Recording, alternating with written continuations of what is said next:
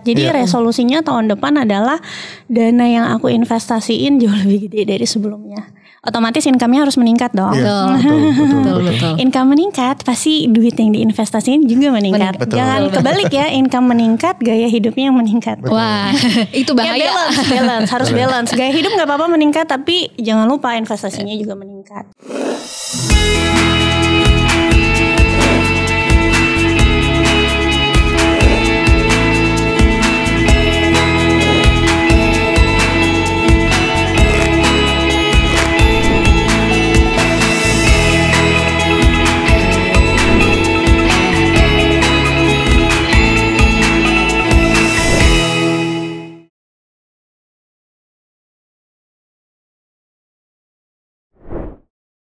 Halo Sobat BNI Sekuritas, kembali lagi di The Invest View bersama saya Diva. Dan saya William, di mana kamu bisa mendapatkan bincang-bincang terkait dengan finansial, investasi, dan juga topik-topik terkini. Oke Will, hari ini kita kedatangan bintang tamu spesial nih. Kira-kira siapa itu Diva? Jadi dia ini seorang trader. Oke. Seorang investor. Oke. Seorang digital creator juga. Wow. Mungkin teman-teman juga udah sempet lihat kali ya, apalagi di TikToknya nih soal konten-konten soal keuangan dan investasi. Yang pasti dia juga seorang mamah muda. Wow, lengkap sekali ya. Oke, jadi di sore hari ini kita sudah kedatangan dengan Mbak Olivia Lois. Halo Mbak Olivia. Halo Mbak. Halo William, halo Diva. Terima kasih ya udah diundang ke sini. Yes, sama-sama. Kita yang terima kasih loh Mbak. Iya, apa kabar Mbak Olivia? Baik. William sama Diva gimana nih? Baik, sehat-sehat. Gimana tadi di jalan menuju ke tempat macet atau gimana? Ini kayak basa-basi bapak-bapak ya? Biar lebih cair saja suasananya. Oke. Kebetulan enggak sih. Kebetulan enggak macet ya? Kebetulan enggak macet ya. Oke. Kalau Olive nih, Mbak Olivia lagi sekarang sibuk apa sih? Pasti bikin konten-konten TikTok nih paling sering nih. Iya benar-benar. Jadi sekarang sibuk bikin konten, kontennya juga di Instagram, lalu di TikTok. Tapi sebenarnya aku tuh awalnya di tahun 2020 startnya tuh di Instagram dulu. Oke. Oh, Instagram jadi awalnya dulu. Instagram dulu, tapi malah lebih banyak yang nonton tuh dari TikTok ya. Iya. Karena mungkin kan TikTok lagi happening kan. Betul.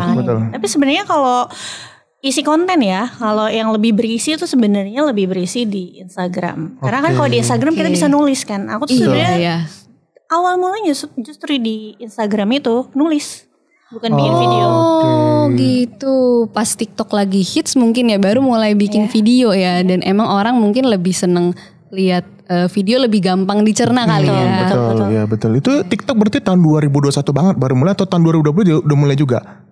Tadi. Ini ada cerita lucu ya. Jadi cerita. Sebenarnya TikTok itu aku mulai 2020. 2020, oke. Tapi pasti kalian gak nyangka karena dulu aku awalnya joget-joget. Wah.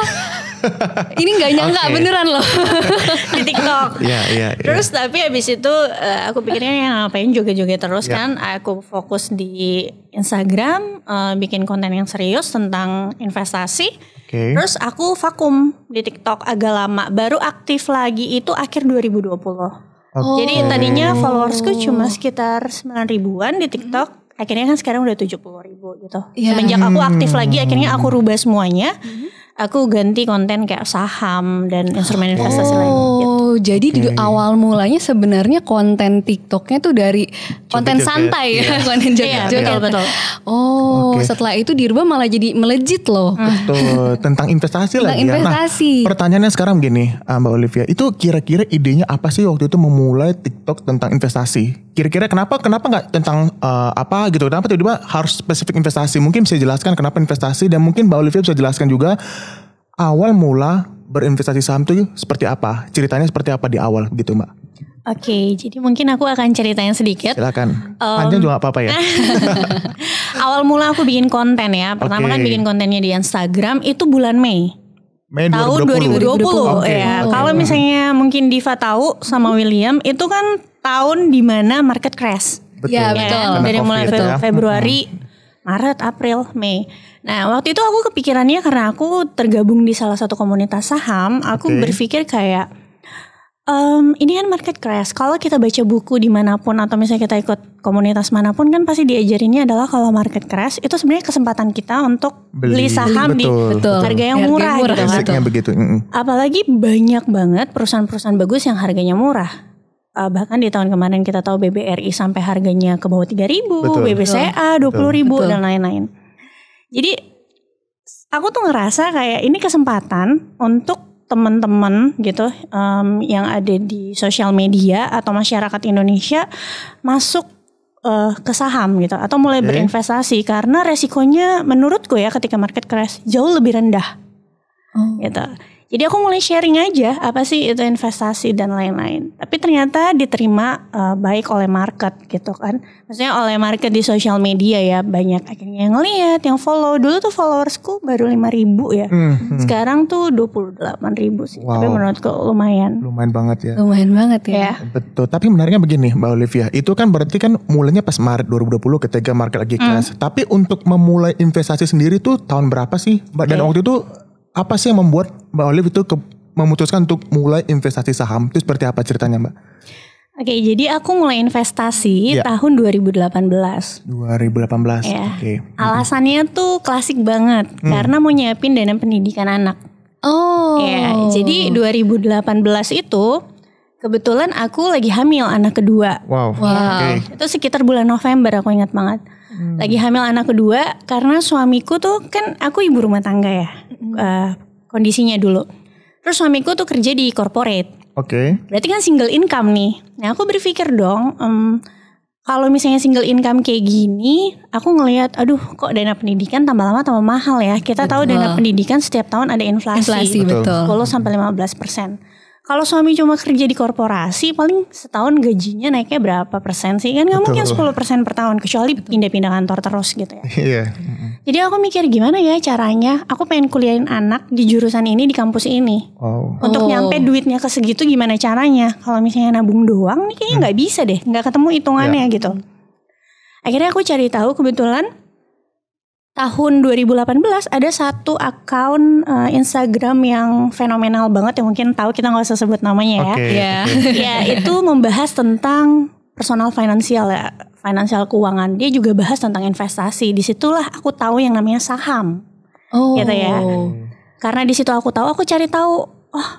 Ada nih instrumen investasi namanya saham. Karena aku goalsnya adalah pendidikan anak, maka goalsnya kan jangka panjang, di atas 10 tahun kan.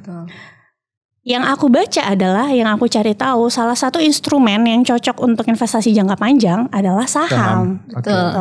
Nah dari aku lihat sosial media, aku mulai baca buku investasi, baca buku saham dan lain-lain. Dan baru aku berpikir untuk kayak gimana ya caranya belajar yang benar gitu. Kalau dari buku doang kan gak ada yang ngarahin ya. Karena kebanyakan teori gitu. Pas bulan November, Desember aku belum ikut komunitas. Itu aku masih beli saham-saham yang kalau ditulis di buku atau misalnya di sosial media beli aja yang barangnya kita punya. Jadi padahal kan gak sesederhana itu ya. Iya betul. Apalagi kalau misalnya Diva sama William tahu November Desember itu biasanya window dressing. Harga saham lagi naik. Lagi naik. Beli bulan November ya. Waktu itu aku beli kayak Unilever, BBCA. Wah langsung naik Desember. Wah happy banget. Langsung ngerasa jago. Berhasil nih langsung naik. Padahal ternyata itu siklus. Akhir tahun emang kayak gitu. Setelah Januari dibawa turun. Kaget dong. Ini kenapa? Jadi harus belajar, makanya waktu itu cari komunitas gitu. Itu sih titik mulanya. Jadi memang pertamanya adalah karena dana pendidikan. Dana pendidikan anak. Wah jauh sekali ya mikirnya Diva. Udah mikir pendidikan anak. Tapi tadi 2018 sampai sekarang berarti udah kurang lebih 3 tahun ya. 3 tahun ya. Investor gitu. Tapi Mbak kalau boleh tahu tipe investornya Mbak Olivia itu apa sih? Tipe investor fundamental, teknikal atau seperti apa sih? Kalau boleh tahu ya untuk sahabat-sahabat Sobi biar lebih tahu aja lebih tahu nih. Stylenya investasinya Mbak Olivia. Jadi kalau dari awal tuh aku sebenarnya fundamentalis banget gitu. Tapi memang beberapa waktu kebelakangan udah mulai belajar yang namanya teknikal gitu. Dan udah mulai sering juga pakai teknikal. Makanya aku ada dana yang aku sisihin memang tujuannya untuk trading juga gitu. Tapi tetap dalam pemilihan saham itu sendiri aku tetap lihat fundamental sebuah perusahaan. Tapi ini yang perlu digarisbawahi ya teman-teman. Fundamental itu bukan berarti segala sesuatu yang ada di laporan keuangan, angka-angkanya selalu bagus, bukan cuma tentang itu gitu. Jadi setiap saham itu ada siklusnya biasanya kalau perusahaannya. Jadi bukan berarti kita tuh beli saham harus yang performanya baik terus. Kalau kita bisa nangkap sebuah perusahaan yang misalnya lagi di kondisi terburuk, tapi kita bisa analisa ke depannya saham ini akan bagus, ya aku juga beli saham-saham kayak gitu gitu. Oke, jadi nggak berpaku sama laporan keuangannya aja ya. Kira-kira potensinya, industrinya mungkin ya seperti apa. Ya tapi aku agak relate ya sama Mbak Olivia. Jadi aku juga punya view begini sih Mbak Olivia. Jadi kalau kita lihat laporan keuangan itu dia tuh bicara past tense gitu. Jadi sudah berlalu. Padahal kita kan invest kan untuk tujuannya untuk masa depan. Jadi kita nggak bisa 100% berpatokan sama laporan keuangan saja. Jadi tadi Mbak Olivia benar sih bilangnya, dia harus ngeliat juga ke depan tren industri seperti apa. Kita harus memahami juga biar kita tahu sama apa yang kita beli dan lebih bisa mengontrol lah keuntungan di masa depan seperti apa. Begitu sih yang aku dapat sih. Iya sih, benar banget nih. Karena kan sejarah kadang belum tentu berulang juga ya. Memang sih kalau kita lihat laporan keuangan, betul kita tetap harus lihat histori perusahaan atau lihat histori manajemennya seperti apa gitu kan. Karena itu kan titik awal kita lah untuk milih sahamnya nih. Oh kalau misalnya manajemennya memang bisa dipercaya, kita jadi lebih yakin masuk ke perusahaan tersebut gitu. Tapi bukan berarti juga kita harus pilih perusahaan yang profit terus. Kadang contoh ya, misalnya di tahun 2020 teman-teman, banyak kan perusahaan-perusahaan yang labanya itu jeblok. Betul.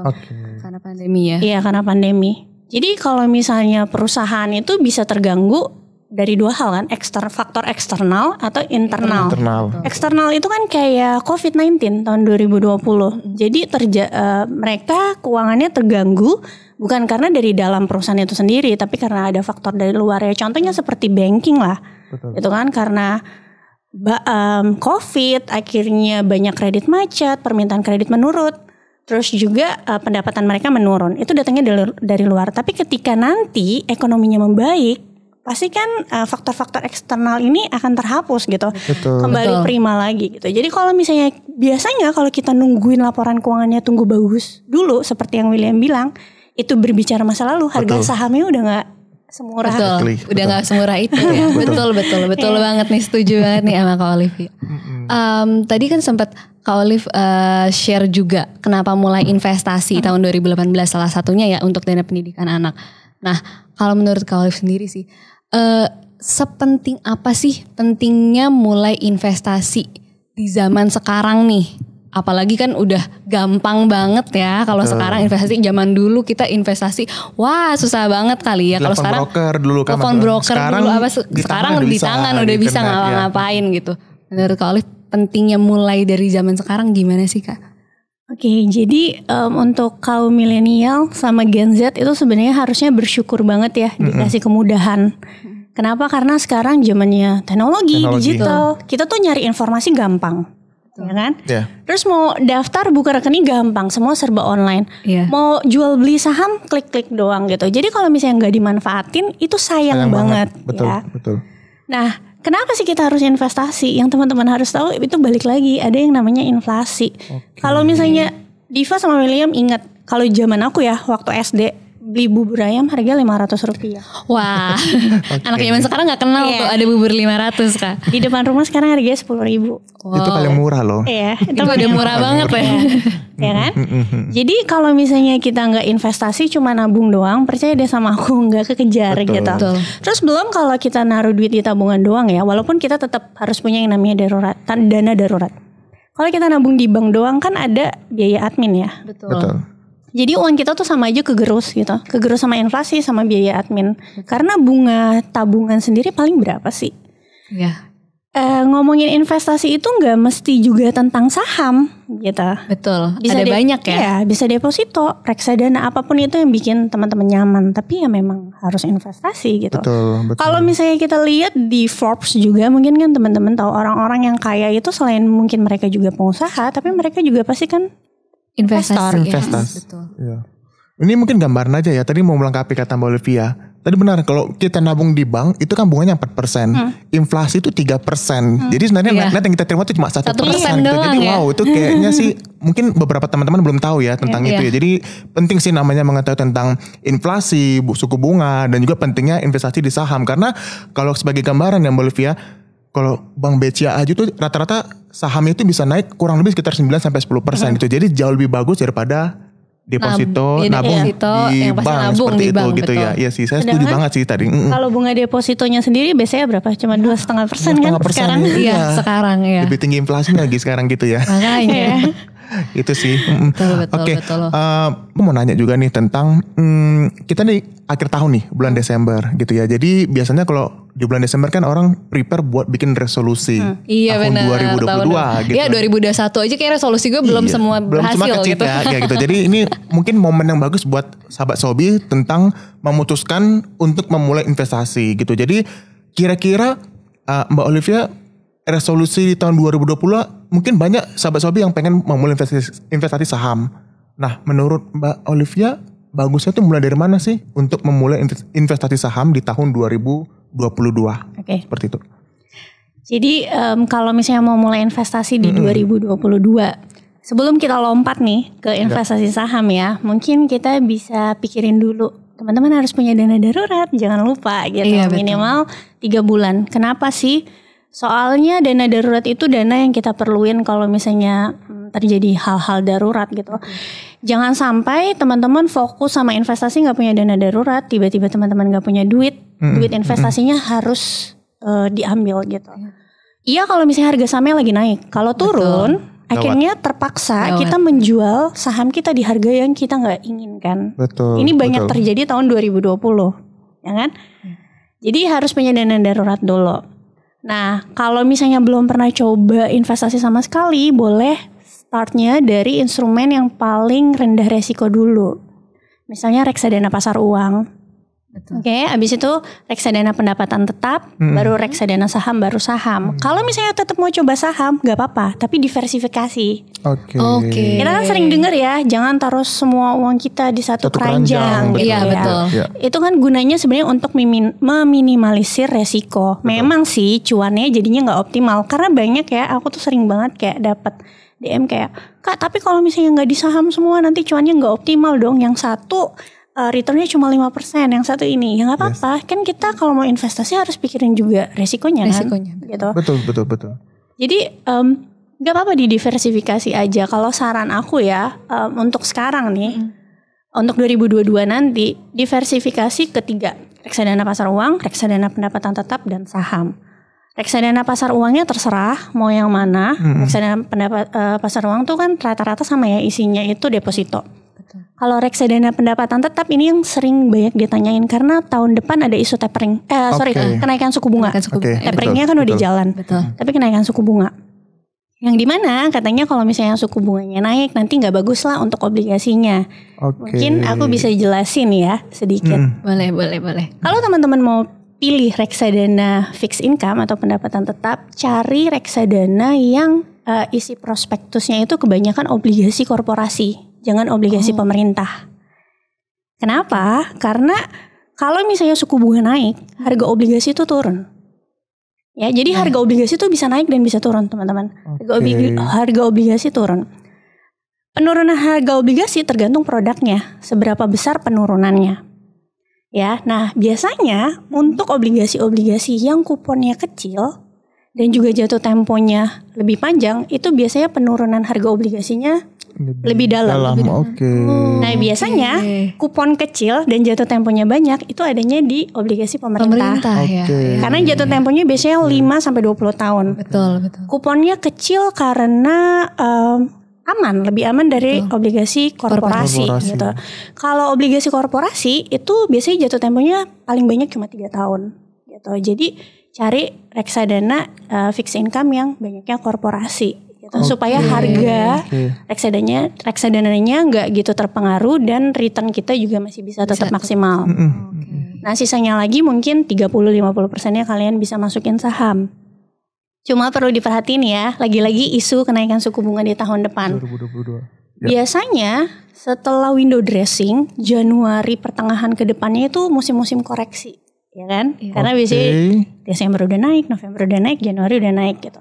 Kalau teman-teman baru mau mulai investasi, tungguin aja dulu bulan Februari. Sabar Maret. dulu ya.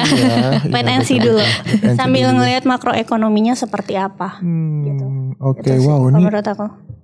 Informasinya nih daging banget sih. Bagus Menarik banget nih buat teman-teman yang resolusinya mau mulai tahun baru dengan investasi ya. Jadi maksudnya katanya Mbak Olivia bulan Februari ya lebih tepatnya. Tungguin aja dulu. Februari, market koreksi, belinya di bawah gitu. Mending beli di market koreksi sih. Iya, tapi Mbak Olive boleh tahu tadi kan Mbak Olive buat diversifikasi instrumennya. Tapi kalau di sahamnya sendiri Mbak Olive punya strategi nggak sih? Megang saham itu berapa banyak kalau menurut versi Mbak Olive dan kenapa gitu?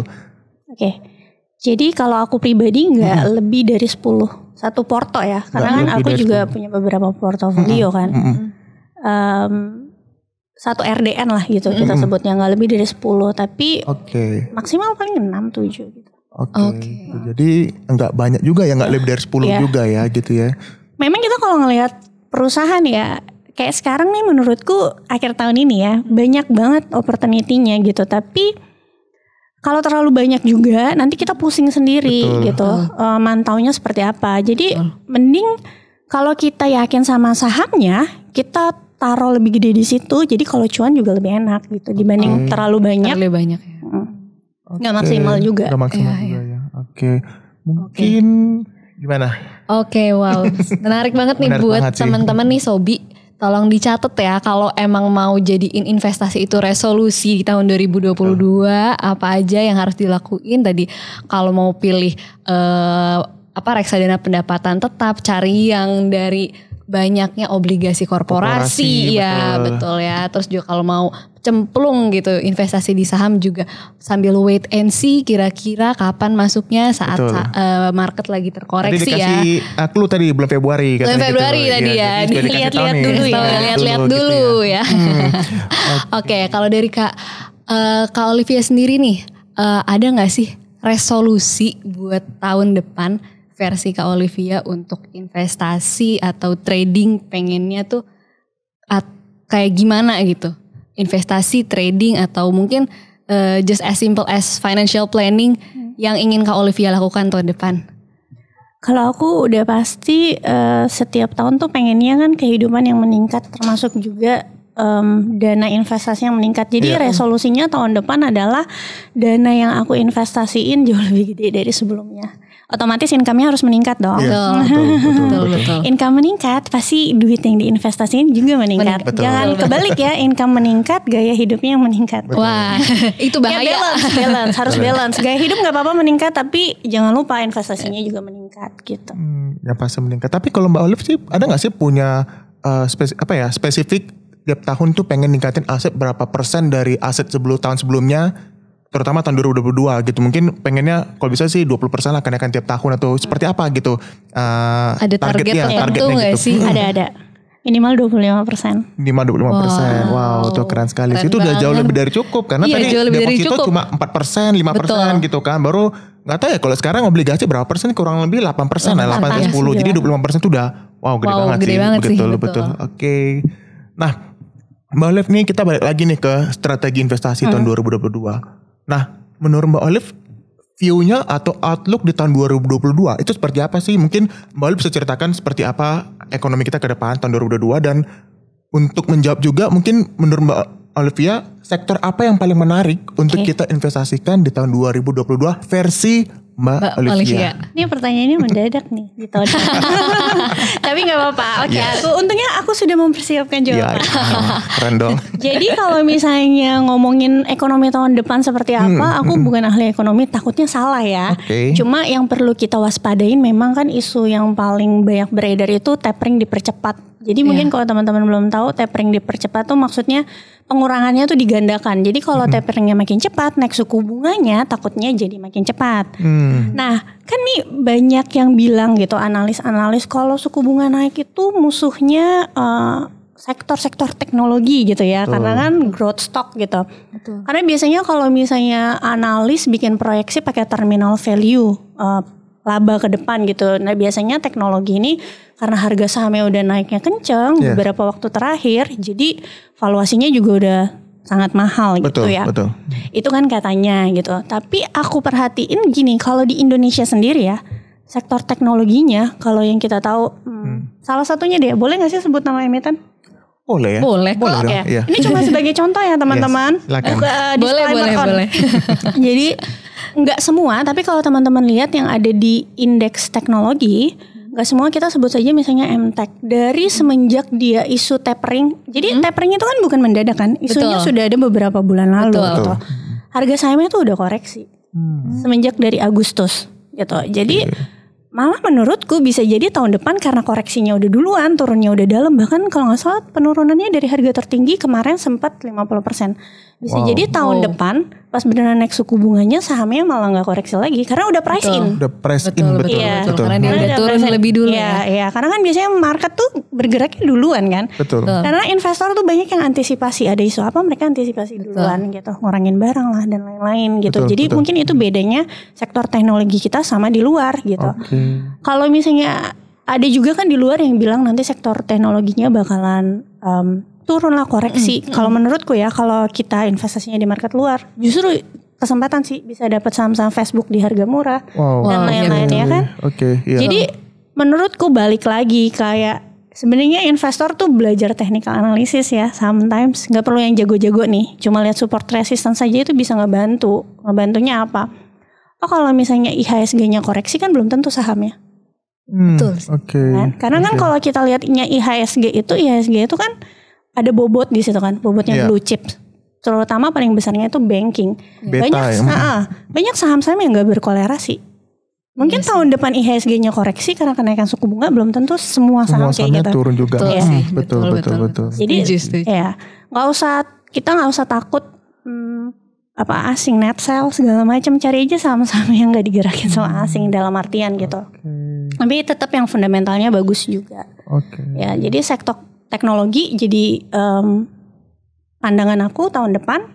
Terus juga aku suka tower, ya tower, menara ya maksudnya. Ini bukan nyebut nama emiten, tapi walaupun emitennya aku juga suka, tapi belum punya juga teman-teman, disclaimer. Menara, kenapa? Karena 5G. Terus ongoing. Terus juga kalau teman-teman tahu kan sudah ada peraturan bahwa operator telepon kayak misalnya Telkomsel dan lain-lain udah nggak boleh punya menara. Jadi dijual semua kan ke perusahaan menara. Itu sebenarnya bikin mereka ketergantungan sama perusahaan menara. Kenapa? Karena harus sewa kan? Betul. Harus sewa. Jadi perusahaan-perusahaan menara itu sebenarnya labanya lebih kita bisa prediksi, lebih predictable. Karena biasanya provider ini kontraknya sama menara itu jangka panjang, 10 tahun dan biasanya nggak bisa dibatalin. Jadi kalau misalnya nilai kontraknya 10 tahun, kita udah bisa nebak dong tiap tahun dia recurring income-nya berapa kayak gitu. Itu 2, ada 4 sih. Yang ketiga udah pasti banking ya. Kalau ini ya nggak bisa, dia bobotnya besar di IHSG. Kalau mau lihat IHSG naik ya harus punya banking. Harus punya banking gitu. Tapi banking juga kita jangan hanya fokus sama blue chipsnya aja. Walaupun aku tetap percaya, aku suka saham-saham market cap kecil, tapi aku tetap punya kayak BBCA gitu. Karena ya mau lihat IHSG, lihat BBCA gitu kan. Tapi kita jangan menutup mata sama misalnya kayak bank-bank mini. Mungkin kalau William sama Diva perhatiin kayak akhir bulan ini window dressing yang blue chipnya sepi-sepi aja, malah bank mininya berterbangan. Betul. Bank ini digital. Kan, bank digital ya. Jadi ini kan karena mau akhir tahun mereka harus menuhin modal inti kan, 2 triliun untuk jadi bank digital. Makanya mereka ramai banget aksi korporasi. Karena biasanya aksi korporasinya ini right issue atau private placement, ada investor yang baru. Yang masuk, betul. Itu kenapa harga sahamnya gerak. Tahun ini targetnya modal inti 2 triliun. Tapi tahun depan peraturannya adalah modal inti 3 triliun. Jadi masih akan rame ya ke depannya malah. Corporate action ya kan. Jadi ya sahamnya yang mana teman-teman cari aja. Bank mini yang prospeknya bagus untuk jadi bank digital yang modal intinya belum sampai 3 triliun. Karena masih kan akan ada korporasi lagi. Ya dia, betul. Sama satu lagi yang keempat, miscellaneous Miscellaneous industry, oke. Miscellaneous industry itu mungkin teman-teman dia nggak tahu kayak auto parts. Oke.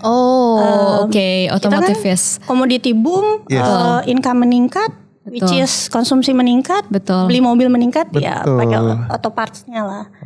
Sama fiber optic. Itu kenapa? Itu juga miscellaneous industry kan? Miscellaneous industry. 5G lagi. 5G tadi. betul. Berkaitan betul. jadinya begitu ya. Berkaitan ya dari mulai teknologi tadi kan, menara, terus banking ya, sektor banking, terus tadi juga bank-bank yang bank digital yang baru muncul gitu ya.